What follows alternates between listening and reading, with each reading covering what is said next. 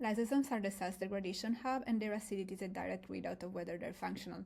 The assay that I'm about to show you scores the fraction of acidic lysosomes per cell, so it can tell you, for example, whether a drug is impairing or restoring lysosomal activity.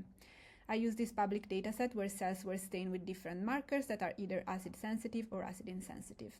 This is our platform. You can see the images that I uploaded.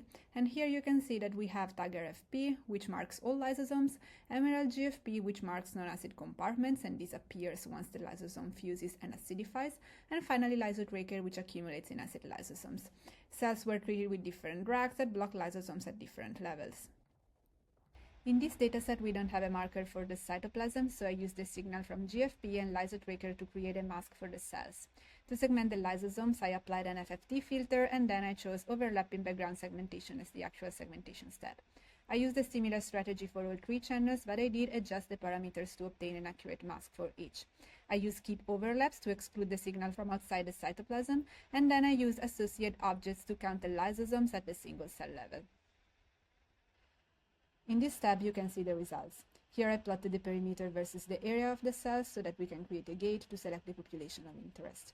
Then I created a dot plot for each channel with the number of lysosomes per cell. In these bar charts, you can see the mean number of lysosomes per cell group, meaning per treatment. We know that ABP blocks autophagy, and indeed you can see that the signal from TagRFP and GFP drops. Bafilomycins block the proton pumps that acidifies lysosomes, so the signal drops for all markers, and in particular for LysoTracker. Finally, BEZ inhibits mTOR, and that releases the brake on autophagy, and you can see that the signal goes up for all markers.